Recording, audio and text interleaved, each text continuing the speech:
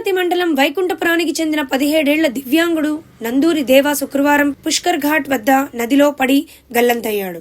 తల్లితో కలిసి బట్టలు ఉతుకుతుండగా ఈ ప్రమాదం జరిగినట్లు బంధువులు తెలిపారు.